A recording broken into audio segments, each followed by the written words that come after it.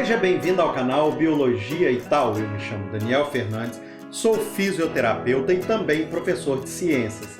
E no vídeo de hoje daremos continuidade às nossas aulas sobre relações entre os seres vivos e estaremos falando sobre as relações ecológicas harmônicas, hein? Se você gostou desse assunto, já deixa aí aquele like e assista esse vídeo até o fim, porque aqui neste canal sua bio é mais divertida e informativa. Olá, turminha, tudo bem com vocês? E dando continuidade às nossas aulas, hoje estaremos falando sobre as relações ecológicas harmônicas. Vamos lá? É o seguinte, nós já entendemos que as relações harmônicas são aquelas em que pelo menos uma das espécies se beneficia, porém não há prejuízo para a outra, tá certo? Nós temos como exemplos aqui que nós vamos estar falando a sociedade, o comensalismo, o mutualismo e a protocooperação, tá certo? É o seguinte, na sociedade, gente, nós vamos ter indivíduos da mesma espécie que são organizados e têm até distribuição dos trabalhos. Olha que interessante. Como exemplos para vocês, eu posso citar as abelhas, as formigas e também os cupins. Certo? É o seguinte, na sociedade das abelhas, ou seja, nas colmeias, nós podemos distinguir ali três castas sociais. Nós temos a rainha, nós temos os zangões e temos as operárias. Nesta imagem aqui vai dar para você perceber claramente a diferença até mesmo de tamanho entre elas, né? Então olha só, a rainha é bem grande, o zangão menor e as operárias menores ainda. E é o seguinte, a abelha rainha é a única abelha fértil dentro de uma colmeia e nós temos uma única rainha por colmeia. O zangão é o macho responsável por fecundar a rainha, tá certo? Para que ela possa dar origem a mais operárias e mais zangões. Numa colmeia média, nós temos em torno aí de 400 zangões.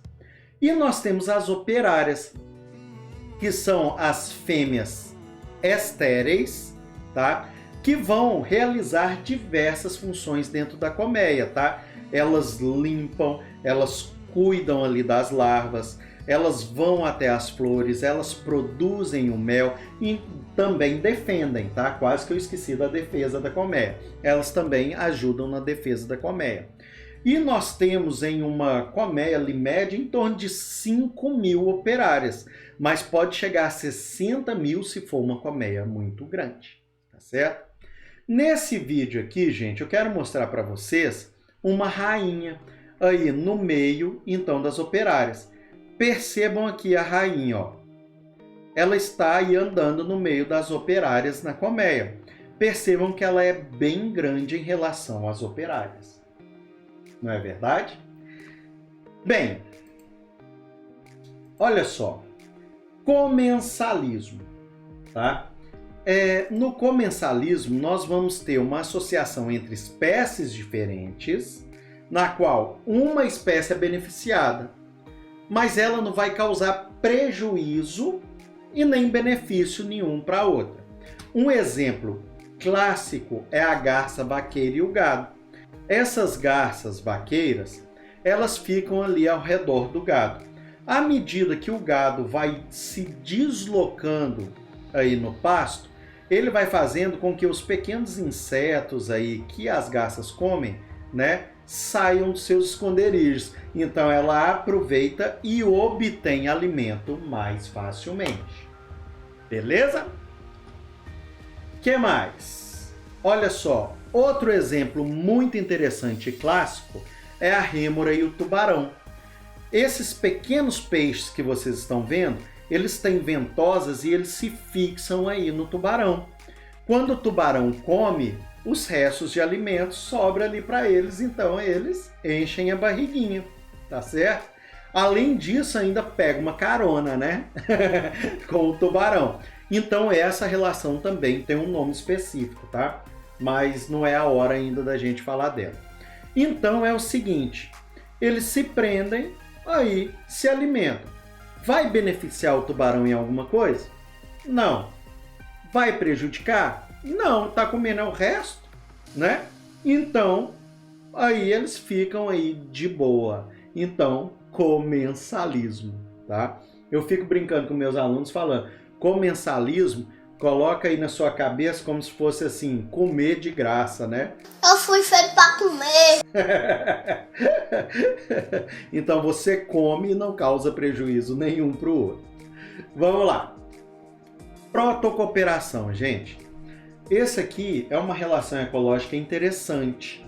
Olha só, é uma associação entre indivíduos de espécies diferentes, os dois vão ser beneficiados, mas não precisa existir. Como assim? Olha só, nós temos como exemplo aqui o jacaré e o pássaro palito. Esse pássaro, ele vai na boca do jacaré. Olha só, né? Tem que ser muito confiante para isso, né? Ele vai na boca do jacaré e come os restos de alimentos que ficaram presos ali na boca dele, também de parasitas, né? Então, ele limpa a boca do jacaré. Olha aí, pássaro palito não é à toa, né, gente? E, ao mesmo tempo, ele está se alimentando. Então é bom para os dois lados. O jacaré fica livre de parasitas e dos restos de alimentos que ficaram presos ali na sua boca. E o pássaro palito enche a barriguinha. Tá certo? Gente, qualquer dúvida que vocês tiverem, deixa aí nos comentários, beleza? Eu vou estar respondendo todos vocês. Ah, e mais uma coisinha. Se você ainda não é inscrito aqui no canal, já aproveita, se inscreve e ativa o sininho para receber todas as notificações. Toda semana eu dou continuidade a essas aulas aqui no canal, beleza? Vamos lá. O que mais? Eu tenho aqui outro exemplo para vocês, que é o caranguejo e a anêmona. Olha que interessante. Esse carinha aqui, gente, à medida que ele vai crescendo, ele vai buscando novas casas. Então ele busca novas conchas que foram deixadas por outros indivíduos, né? E ele pega as anêmonas, né, que são seres que ficam fixos, presos nas rochas, e coloca aí, ó, lá naquela concha, por cima da concha. O caranguejo, ele não tem defesa contra os predadores, mas a partir do momento que ele pega essa anêmona e coloca ela nas costas, essa anêmona, ela tem uma substância urticante e ela utiliza para capturar suas presas. Então, não é qualquer ser aí marinho, qualquer organismo, que vai chegar até numa anêmona, não, porque corre o risco dele ser predado. Então, ao mesmo tempo que ele ajuda a anêmona, porque ele tira ela da rocha e vai se deslocando com ela, vai ficar mais fácil para ela conseguir alimento. Ao mesmo tempo que ele ajuda ela nisso, ele se ajuda se defendendo, entenderam? Então ele ajuda a anêmona com o deslocamento, né? Ajuda ela a conseguir mais alimento e ela ajuda a defender ele. Olha aí que relação interessante. Agora pensa comigo. É obrigatório que exista essa relação entre a anêmona e esse caranguejo? Não. O caranguejo sobrevive sem a anêmona. E a anêmona sobrevive sem o caranguejo. Mas eles se uniram, fizeram essa associação e ambos são beneficiados. Entenderam agora a protocooperação? Que mais, professor? Mutualismo. Gente, no mutualismo vai acontecer a seguinte situação. Nós temos indivíduos de espécies diferentes, mas é obrigatório essa relação. Vai beneficiar os dois, mas um não consegue viver sem o outro. Como, por exemplo, os líquens, gente. Os líquens são associações entre fungos e algas ou bactérias. Os fungos vão beneficiar as algas ou as bactérias, disponibilizando umidade para eles. Agora, as algas ou as bactérias, né, vão realizar a fotossíntese e vão disponibilizar para os fungos alimento. Agora, se você tirar as algas ou as bactérias que estão em associações com esses fungos, tanto os fungos quanto as algas ou as bactérias vão morrer. Entenderam por que que é obrigatório essa associação? Então, gente, lembra, mutualismo é obrigatório. Protocooperação, não, tá? E temos mais um exemplo aqui também de mutualismo, gente, que é entre as plantas que possuem flores e os animais polinizadores, tá certo? Então eles vão se alimentar, acaba ali encostando ali na parte masculina da flor, ali fica preso neles os grãos de pólen. Quando eles forem se alimentar em outra flor, eles levam esse grão de pólen e fecundam a outra flor, beleza? Olha aí, muito interessante, né? Olha como que esse morcego está de pólen, gente. Olha que interessante, certo? Bem, pessoal, e aqui eu trouxe uma curiosidade para vocês. É o seguinte, nós temos uma relação muito interessante entre formigas e pulgões. Aqui nós temos formiga, que às vezes alguma pessoa vai olhar e vai falar assim, nossa, a formiga está comendo o pulgão. Nananina, não. A formiga, ela está defendendo o pulgão. Olha que doideira. Vamos entender. É o seguinte, gente. Sabemos que essa relação é uma relação interespecífica, não é verdade? O pulgão é um pequeno inseto parasita de plantas que vai utilizar a seiva elaborada como alimento, tá certo? Então ele vai sugar a seiva elaborada dos vegetais. Só que vai acontecer o seguinte, quando eles se alimentam em excesso, eles vão liberar uma substância açucarada pelo ânus. Então essa substância é que vai interessar as formigas. As formigas vão utilizar como alimento essa substância açucarada. Então vai acontecer a seguinte situação. As formigas vão estimular os pulgões, tá? Com suas antenas para eles liberarem mais dessas substâncias.